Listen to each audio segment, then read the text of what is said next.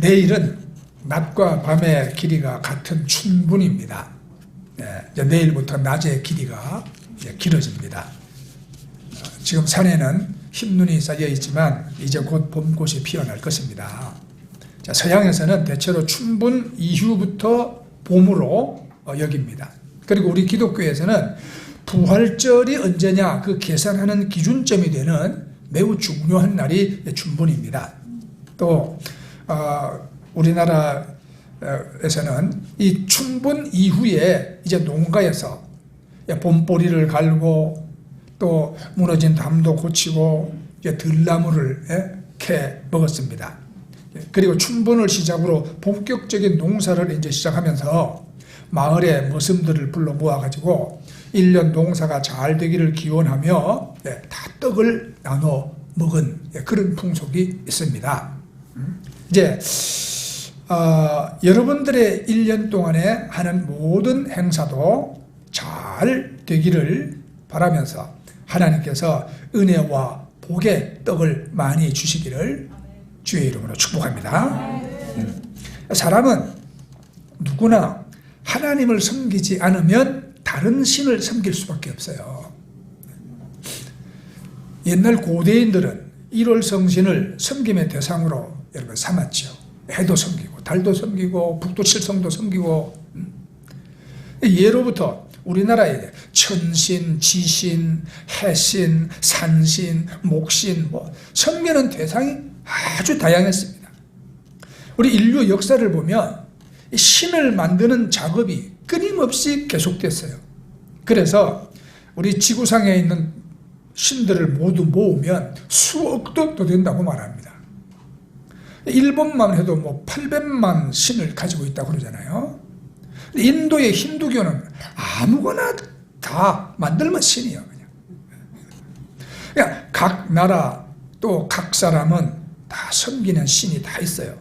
없으면 만들어서라도 섬기는 것이 우리 인간의 종교적인 욕구입니다. 그래서 인간은 자신이 두려워하는 걸 섬긴다 그런 말이 있거든요. 그래서 하나님은 세상을 두려워하지 말라 그렇게 말씀합니다. 사람이 자신이 두려워하는 걸 섬긴다. 아주 인색한 사람이 있잖아요. 자기한테 들어온 돈은 절대로 안 쓰는 사람, 남에게 안 주는 사람, 그런 사람의 마음에는 뭐가 있을까요? 돈을 섬기는 마음이 있죠. 근데 왜 돈을 섬길까요? 가난해질까봐 두려운 거예요. 가난해질까봐 두렵기 때문에 돈을 섬기는 거예요. 그래서 하나님은 너희는 세상을 두려워하지 말라. 예수님도 너희 아무것도 두려워하지 말라 그렇게 말씀했거든요. 우리가 세상을 두려워하면 세상을 섬길 것이기 때문입니다. 성경은 하나님을 두려워하라 그렇게 말씀해요. 그래야 우리가 하나님을 섬기기 때문이죠. 하나님을 두려워하면 하나님을 섬깁니다. 우리 인간은 태어나서 누구든지 다 한번 죽습니다. 그렇죠? 네. 죽고 나면 끝이다. 그러면 얼마나 편하다 이렇게 생각하는 사람도 있겠죠. 내가 오늘 뉴스를 보니까 아주 세계적인 미남 배우였던 프랑스의 알랑 들롱이 올해 지금 88세인데 우리나라 나이로 찌면 89세나 90세나 됐겠죠.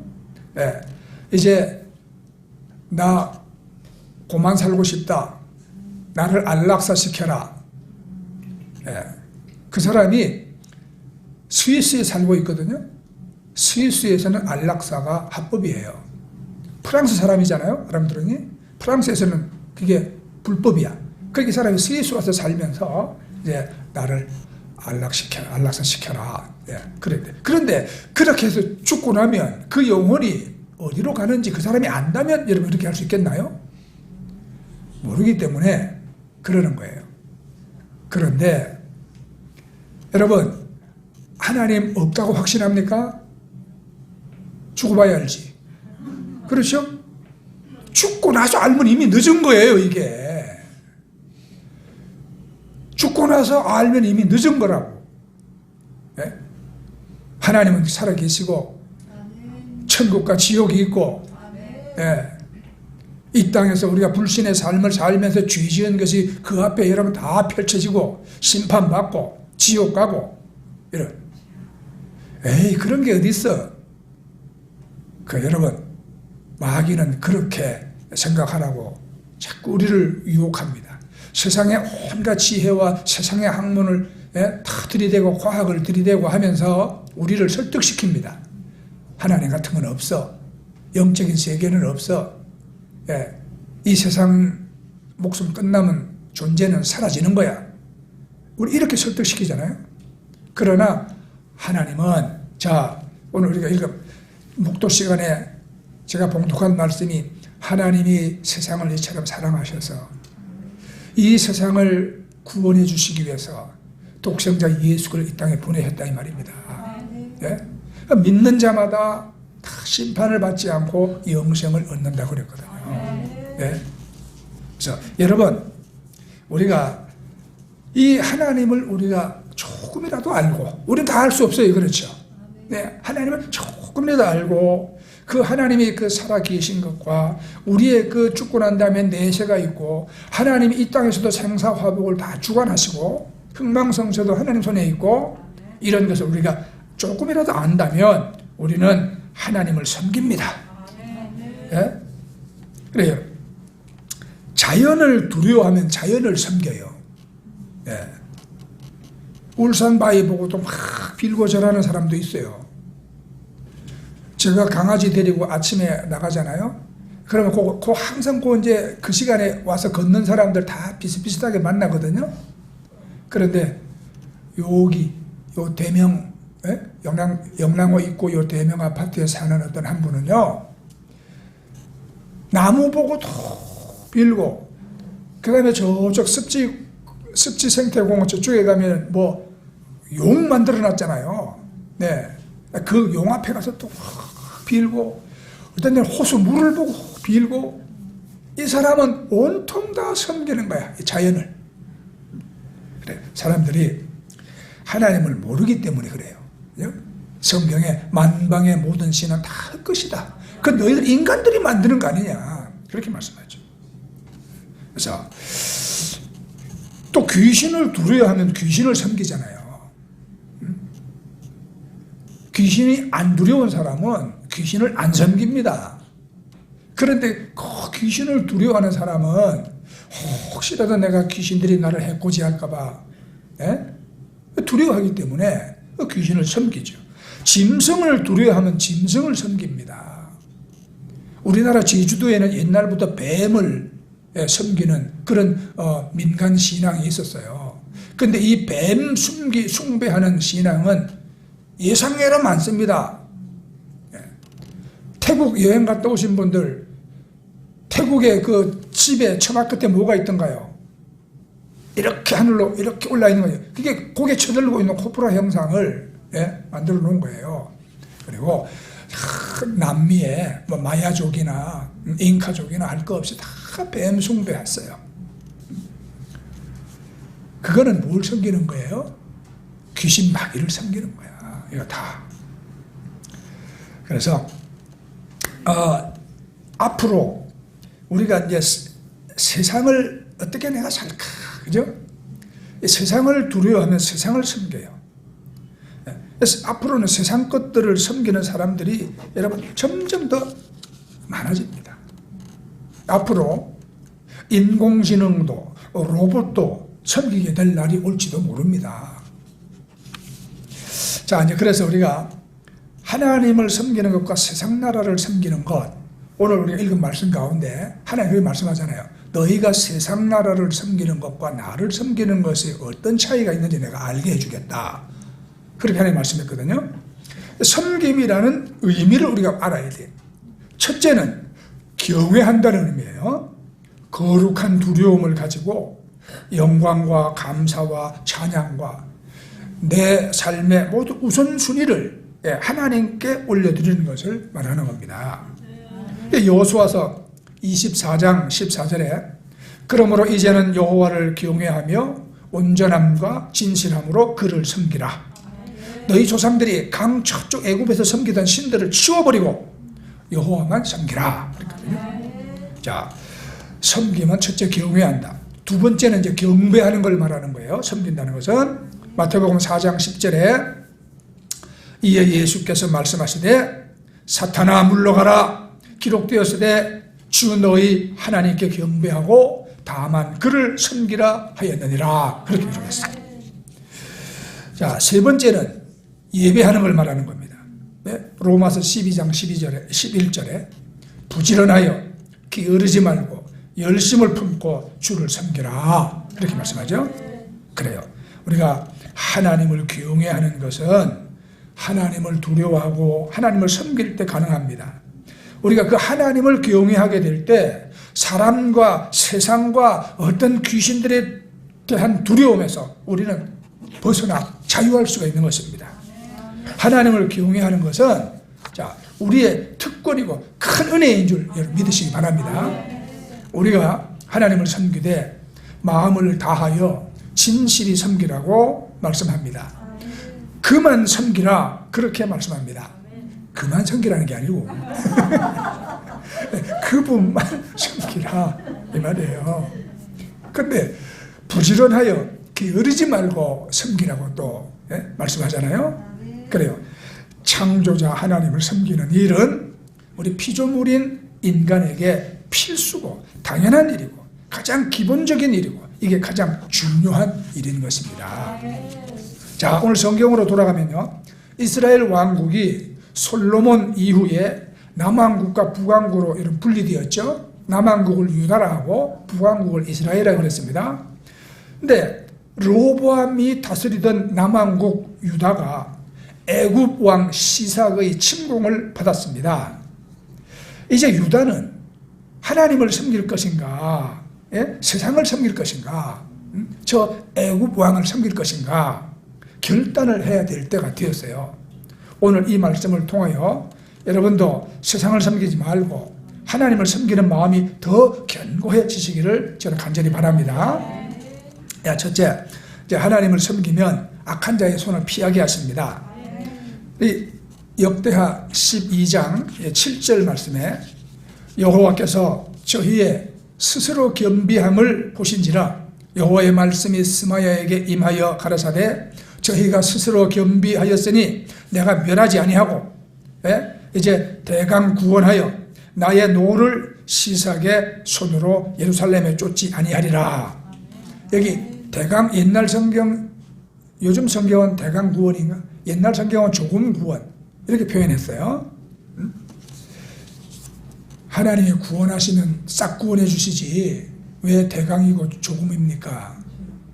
하나님이 알게 하시기 위해서요. 하나님을 섬기는 것, 세상 나라 섬기는 것을 너희가 알게 해주시기 위해서. 자, 하나님을 섬기면 애굽 왕 시삭의 손을 피하게 해줄 것이라 말씀했죠. 백성들이 하나님 앞에서 겸비하면 그것을 하나님 보신지라 그랬어요. 하나님 보신다는 사실을 여러분 우리가 알아야 합니다. 내가 교만한지, 내 마음이 겸손한지, 내가 하나님을 의지하는지, 돈을 의지하는지, 하나님 다 보고 계신다 이 말이에요. 사람은 섬긴다 그러면 섬기는 대상을 의지하게 되어져 있어요. 네, 의지한다. 제가 타지키스탄에 그때 우리 선교 집회 갔을 때 머리가 노랗게 염색한 우리 고려인 여자 나리사 그 집에 저녁 식사 대접을 받아갔습니다. 사람이 그냥 막 말이 여자지 남자 같아. 여장부야 완전히. 그런데 다른 사람에 비해서 꽤나 또 사는 집도 괜찮고 좀 여유롭게 삽디다. 내가 물어봤어요. 왜 예수 믿습니까? 그러니까 잘 모르겠대. 잘 모르겠대 예수. 그러면 당신은 뭘 의지하고 삽니까? 그러니까 한 생각하다가 우리는 옛날부터 브레즈네프를 의지하고 살았지요. 브레즈네프 소련 공산당 서기장이었거든요. 흐르시초프가 실각하고 난 다음에 대를 이어서 공산당 서기장이 됐는데 1964년부터 82년까지 소련의 최고였습니다. 그런데 그 브레즈네프를 의지하고 살았대요. 그런데 소련의 망해가는 역사를 보면 스탈린 전쟁 치렀죠. 2차 대전. 전쟁 뒤에 복구를 흐르초프가 했죠. 뭔가 일어났는데 그걸 살살 까먹은 게 브레즈네프예요. 그동안에 다 망해먹고. 그래서 내가 그랬어요. 브레즈네프가 당신을 잘 살게 했습니까? 자유하게 했습니까? 브레즈네프가 당신 영혼을 구원하고 천국 가게 합니까? 그러니까 그때 우리는 아무것도 모르고 그 말만 믿고 우리가 살았죠. 이러더라고. 아닙니다. 브레즈네프도 죽어서 지옥 갔습니다. 브레즈네프가 이 소련을 다 망하게 했습니다.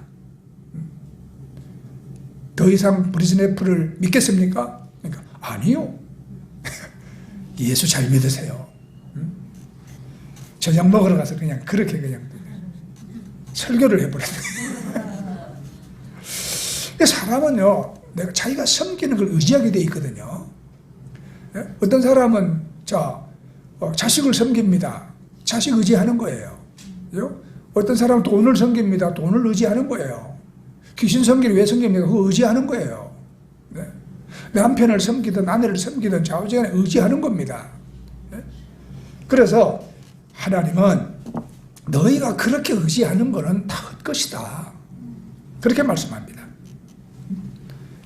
자, 하나님은 우리가 하나님 앞에 마음을 겸손하게 낮추고 우리가 하나님을 우리가 의지하면 하나님은 반드시 구원을 베푸신다는 사실이에요. 네, 하나님께로 우리가 마음을 돌리고 우리 마음이 겸비하면 하나님은 반드시 구원하십니다. 네, 오늘 이 나라가 망하냐 흥하냐 사냐 죽냐 하는 외침 앞에서 하나님이 구원을 말을 하셨거든요. 구원이라는 게 우리가 죄사함 받고 천국만 가는 게 구원 아닙니다. 병에서 낫는 것도 구원이요. 삶의 크신 모진 고난 풍파에서 우리가 건진받는 것도 구원이요. 악한 더러운 귀신의 그 억압과 그 매임 속에 노예나는 것도 우리가 구원이요. 구원은 우리가 자유해지는 거예요. 하나님 안에서. 그래서 하나님은 이렇게 하나님 앞에 겸비하게 마음을 낮추고 주님을 의지하는 그 백성들을 결코 버리지 아니하신다고 그랬어요. 그래서 우리가 하나님을 섬기는 것, 하나님을 섬기는 백성 중에 내가 있다는 것, 이게 중요한 거예요. 네. 하나님의 사람이 되는 것이 여러분 중요합니다. 하나님은 하나님의 사람들을 굉장히 아끼고 사랑하시고 절대 원수에게 내주지 않으십니다. 믿으시기 바랍니다. 여기 이제 애굽 왕 시삭의 손이라는 말이 성경에 나와요. 이거는 뭘 말하냐? 아주 무소불위의 강력한 힘을 말하는 것입니다. 그 당시 애굽은 세계 최강의 군사력을 가진 나라였습니다.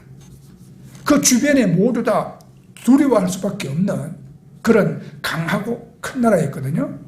그러나 여호와의 손이 하나님의 백성들에게는 있어요. 시편 118편 16절에 보면 여호와의 오른손이 높이 들렸으며 여호와의 오른손이 권능을 베푸시노도다. 여호수아서 4장 24절에 땅의 모든 백성에게 여호와의 손이 강하신 것을 알게 하며 그랬어요. 사람의 손이 아니라 하나님의 손이 강한 것을 말하는 것입니다. 또 민수기 11장 23절에는 여호와께서 모세에게 이르시되 여호와의 손이 짧으냐? 이렇게 질문하십니다. 여호와의 손이 짧지 않다는 걸 강조하는 말이거든요. 이 말은 여호와의 손이 능하고 강하시다는 말이에요. 여호와의 손은 어떤 힘 있는 왕이나 사람의 손을 능가하는 것을 알게 하시는 겁니다. 네, 그 하나님의 손은 언제나 내 손을 잡고 일하시는 거예요. 네? 여호와의 손이 나의 손과 함께 하기 때문에 내 손이 세상 왕의 손을 이길 수가 있는 겁니다. 네? 내 손만 가지고는 언제나 우리가 패배할 수밖에 없지만 하나님의 손이 함께 하시면 우리는 승리합니다. 중국이 값싼 노동력을 가지고 세계의 공장이 됐어요. 돈을 많이 벌었습니다. 모든 백성들이 다 고르게 돈 버는 건 아니에요. 소수가. 그래서 중국의 큰 손들이 세계 여러 나라를 다니면서 땅과 빌딩을 막 사들였는데 우리나라 제주도도 많은 땅이 이미 중국 사람들 손에 넘어갔지요. 그런데 이 중국의 큰 손은 뭐든지 자기 것으로 만드는 돈의 손이고 욕심의 손입니다. 우리나라도 중국의 손을 잡으면 안 돼요. 세상의 큰 손은 자신을 위한 욕심의 손이지만 하나님의 큰 손은 우리를 위해서 사용하시는 사랑의 손인 것입니다. 자, 그럼 여러분 어려움 겪고 계십니까? 하나님께 도움을 요청하세요. 하나님의 손이 함께 하십니다. 이사야 41장 10절 말씀에 두려워하지 말라 내가 너와 함께함이라 놀라지 말라 나는 네 하나님이 됨이라 내가 너를 굳세게 하리라 참으로 너를 도와주리라 참으로 나의 의로운 오른손으로 너를 붙들리라. 하나님의 손은 우리를 떠나지 아니하시는 큰 손인 것입니다. 이런 하나님의 도우심은 지금도 우리 곁에 있습니다. 아멘. 역대상 4장 10절에 야베스가 이스라엘 하나님께 아뢰어 이르되 주께서 내게 복을 주시려거든 나의 지경을 넓히시고 주의 손으로 나를 도우사 나로 환난을 벗어나 내게 근심이 없게 하옵소서 하였더니 하나님이 그가 구하는 것을 허락하셨더라.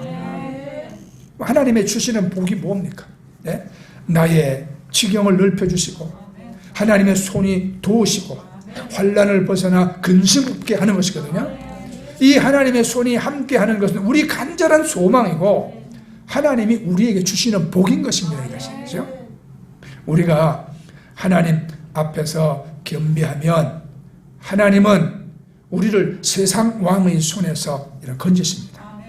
우리가 하나님 앞에서 겸손하여 우리의 약함을 인정하고 내가 하나님께 불순종했거나 내가 죄를 지었거나 내가 교만했거나 이런 나의 모든 부족함을 하나님께 우리가 인정을 하고 회개하면 하나님은 우리로 하여금 강하게 하십니다.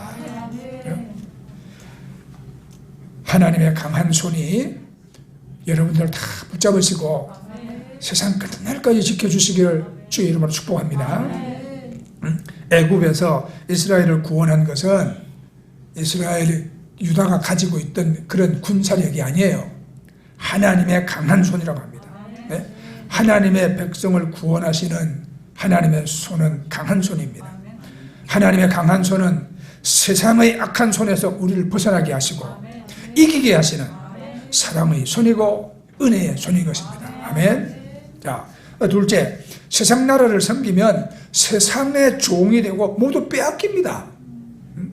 자, 역대하 우리 12장 9절에 애굽 왕 시삭이 올라와서 예루살렘을 치고 여호와의 전 보물과 왕궁의 보물을 모두 빼앗고 솔로몬이 만든 금 방패도 빼앗은지라. 애굽 왕 시삭이 왜 예루살렘을 쳤는가? 왜 예루살렘을 쳤는가? 애굽이 강해서 친 게 아니에요. 이스라엘이 하나님을 떠났기 때문에 애굽 왕이 와서 친 겁니다. 여러분 하나님 떠날 생각들 하지 마세요. 뭐가 어떤 일이 와서 여러분을 칠지 몰라요. 다윗 시대에 이스라엘은 엄청나게 부유했습니다. 금, 은, 보물이 가득하였고 또 군대도 강했어요. 다윗 시대의 그 부유함은 솔로몬 시대까지 지속되었죠. 그래서 이제 이 솔로몬 시대에는 금방패를 많이 가지고 있었습니다. 이 금방패는 전쟁에 나가 쓰는 방패가 아니에요. 왕의 근위대 병사들이 왕이 행차하실 때 왕을 쫙 호위해가면서 그 왕의 영광과 위엄과 부유함을 나타내기 위해서 드는 게 금방패예요. 네. 금이라는 쇠가 강합니까? 무릅니까? 물러요. 그죠? 네, 물러요. 그건 방패를 만들면 창도 화살도 못 막을 수도 있어요. 그런데 금으로 방패를 만들었다는 것은 우리가 얼마나 부유하냐. 그리고 그 솔로몬 왕이 막 이 영광을 자기 영광을 막 떨치기 위해서 자기 이제 근위대들을 금방패를 만들어서 들게 했어요. 근데 역대하 9장 15절에 보면 금으로 만든 큰 방패가 200개였는데, 큰 방패라고 하는 것은 전신을 가릴 수 있는 방패를 말하는 겁니다. 네. 근데 그 금방패 하나가 이스라엘 도량형으로 600세겔이다 그랬거든요. 요즘 우리가 쓰는 도량형으로 말하면 이게 7kg입니다. 그 금방패 하나가 금 7kg.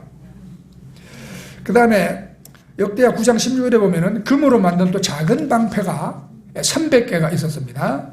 요거는 딱 절반이에요. 300세겔이었거든요. 그러니까 금 3.5kg. 작은 방패는 금 3.5kg. 이스라엘의 이 흥황기의 대표적인 자랑거리가 금 방패였어요. 그들은 그 금 방패가 상징하는 그 부요함을 다 믿고 있었지요. 그런데 애굽의 시삭이 쳐들어와서 이 귀한 금방패를 다 빼앗아 갔습니다. 여러분, 인간의 재물이나 인간의 힘은 하나도 믿을 것이 되지 못합니다. 금방패가 나라를 지켜주는 것이 아닙니다. 재물이 나라를 든든하게 하는 것도 아니에요.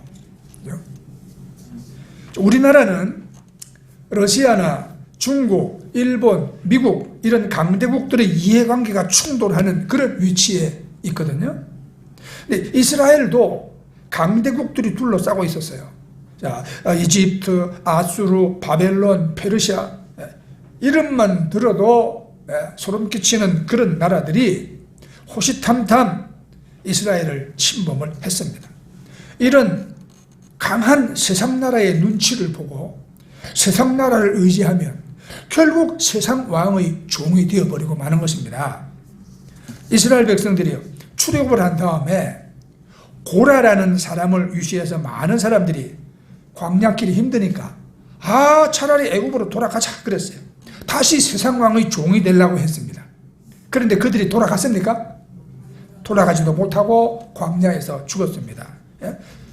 하나님 안 보인다고 금송아지를 만들어가지고 막 우상숭배하던 사람들은 하나님의 진노로 땅이 갈라져서 다 빠져 죽었습니다. 하나님 대신 세상을 섬긴 결과는 생명까지 모두 빼앗긴 것입니다.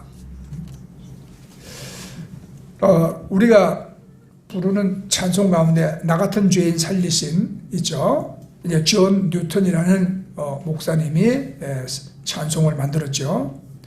그 목사님의 묘비에는 한때 무신론자이며 방탕한 자였으며 아프리카 노예들의 종된 자였으나 우리 주님과 구원자이신 예수 그리스도의 풍성한 은혜를 힘입어 보호받고 회복되고 용서받았으며 복음을 선포하는 사명을 받은 후 그 육신이 쓰러지는 날까지 오래도록 헌신하였다. 이렇게 묘비에 적혀있습니다.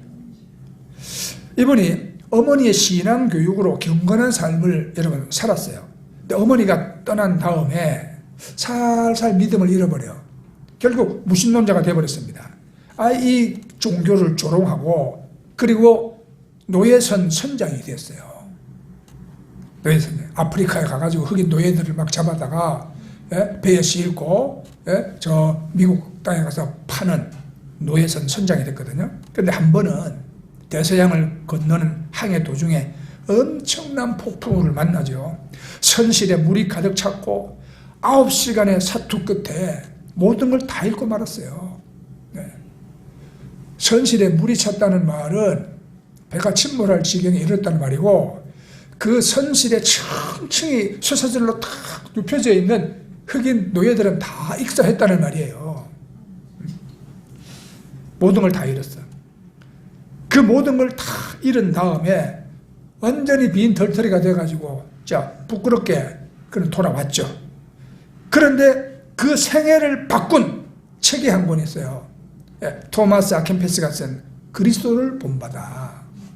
이걸 읽고 다시 하나님께로 돌아왔습니다.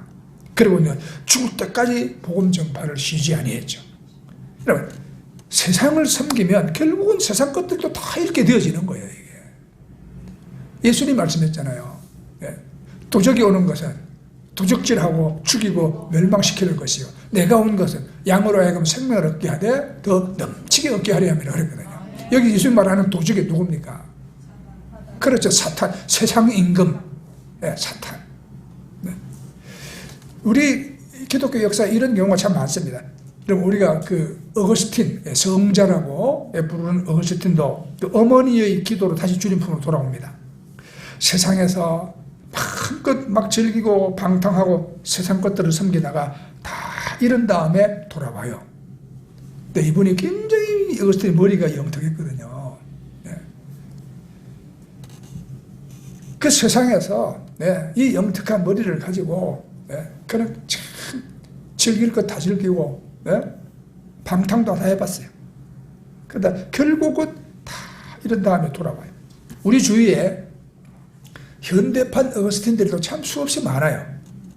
기독교 가정에서 태어나가 네?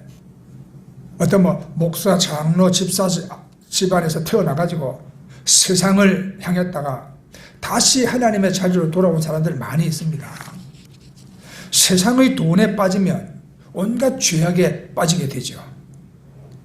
세상의 쾌락에 빠지면 온갖 죄에 다 빠지게 되죠. 세상에 빠지면 결국 세상이 주는 화려한 모든 것들을 다 잃게 되고 빈손으로 돌아오게 되는 겁니다. 네. 돌아온 탕자와 같이 다 잃고 결국 돌아오게 되어 있어요.